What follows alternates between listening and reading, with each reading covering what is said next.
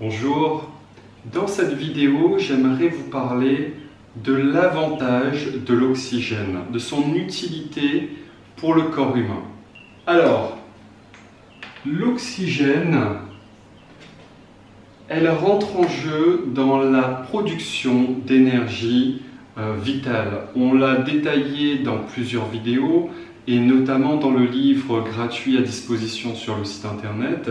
L'oxygène, elle est essentielle à la production d'énergie au niveau du corps, mais plus précisément au niveau des cellules. Les cellules, elles ont besoin d'oxygène pour produire de l'énergie. Alors, si on regarde une cellule en gros plan, alors dans la cellule, il y a ce qu'on appelle une mitochondrie. La mitochondrie, c'est un petit peu son centre de fonctionnement, un petit peu l'usine où on va produire de l'énergie.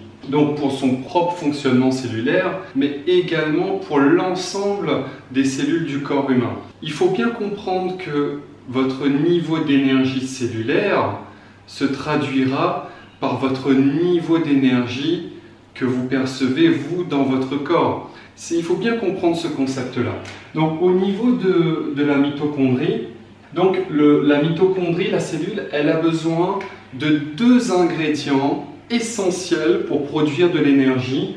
Énergie qu'on appelle, donc ce sont concrètement en chimie, on appelle ça de l'ATP, c'est de l'adénosine triphosphate. Donc ne nous attardons pas sur les termes chimiques. Le plus important, c'est de comprendre que pour produire de l'ATP, la cellule elle a besoin de glucose. Donc le glucose, c'est ce qui est apporté par l'alimentation.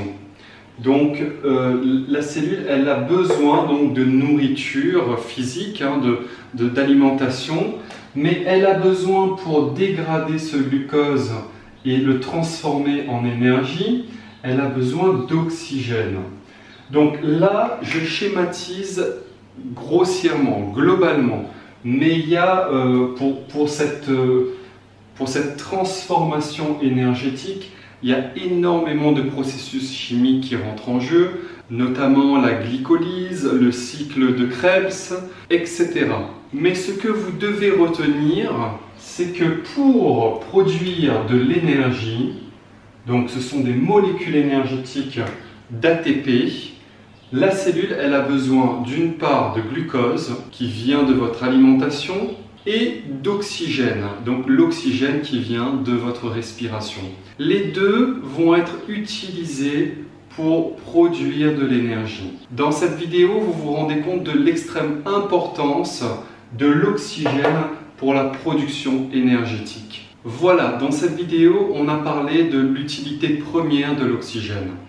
Mais dans la prochaine vidéo, nous allons traiter des effets bénéfiques de son conjoint, le CO2.